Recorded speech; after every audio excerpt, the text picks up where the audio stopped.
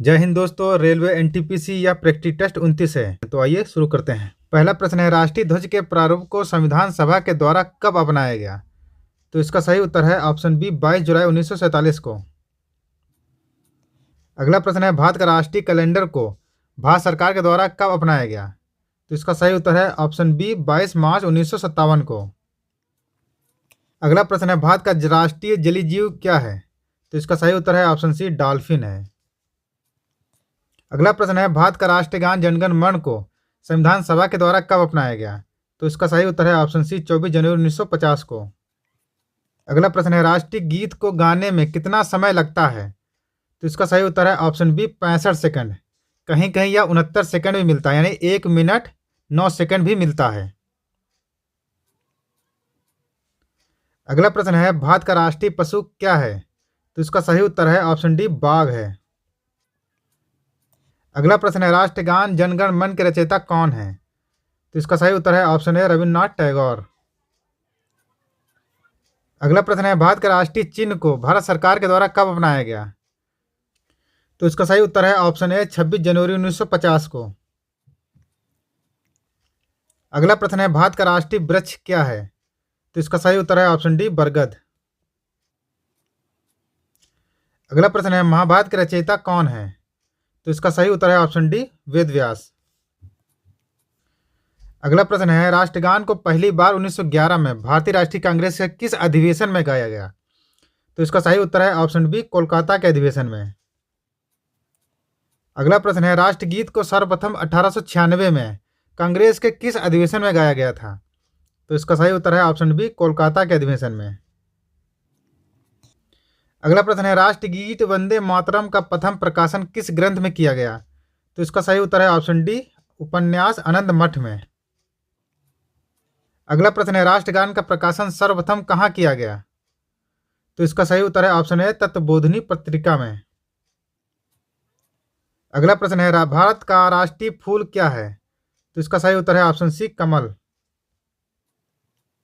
अगला प्रश्न है, राष्ट्रगीत वंदे मातरम के रचयिता कौन है?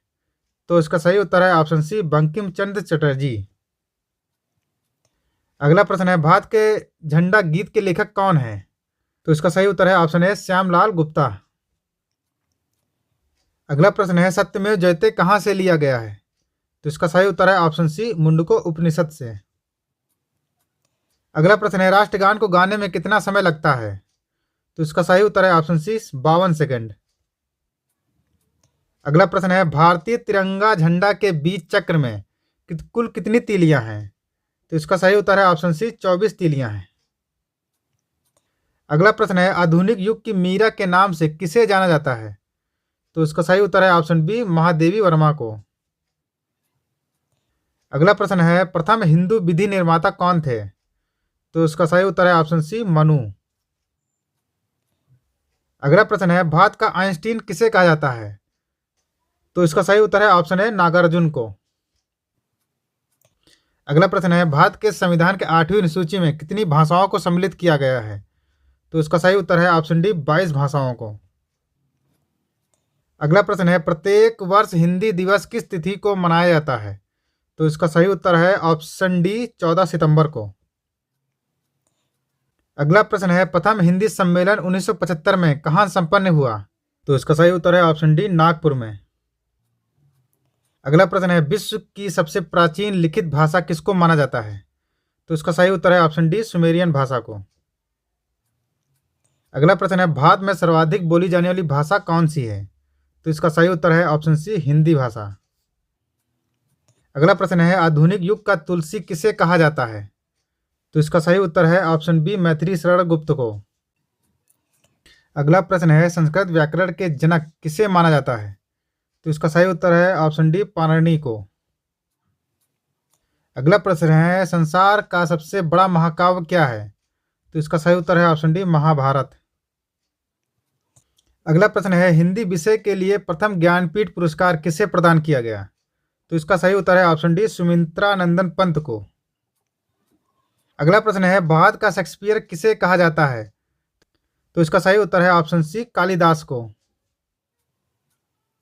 अगला प्रश्न है, बजट को किस सूची में रखा गया है? भारतीय बजट को किस सूची में रखा गया? तो इसका सही उत्तर है ऑप्शन सी, समवर्ती सूची में।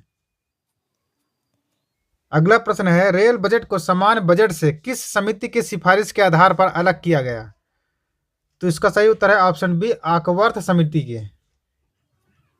अगला प्रश्न है, स्वतंत्र भारत का प्रथम बजट पेश किया था तो किसने पेश किया था? तो इसका सही उत्तर है ऑप्शन है आर.के. शनमुखम चेट्टी ने। अगला प्रश्न है, वैट यानी वैल्यू एडिड टैक्स को सर्वप्रथम किस राज्य ने अपनाया? तो इसका सही उत्तर है ऑप्शन डी, हरियाणा ने। अगला प्रश्न है, सेनवेट यानी सेंट्रल वैल्यू एडेड टैक्स का संबंध किससे है? तो इसका सही उत्तर है ऑप्शन डी, उत्पाद शुल्क से। अगला प्रश्न है, सबसे अधिक बार बजट पेश किया गया किसके द्वारा पेश किया गया? तो इसका सही उत्तर है ऑप्शन डी, मोरारजी देसाई के द्वारा। अगला प्रश्न है, भारत के किस अनुच्छेद में वार्षिक वित्तीय बजट का वर्णन किया गया है? तो इसका सही उत्तर है ऑप्शन बी, 112 में। अगला प्रश्न है, भारतीय बजट के प्रणेता किसे माना जाता है? तो इसका सही उत्तर है ऑप्शन सी, जेम्स विल्सन को। अगला और आखिरी क्वेश्चन है, वैट यानी वैल्यू एडेड टैक्स किससे संबंधित है? तो इसका सही उत्तर है ऑप्शन सी, बिक्री कर से।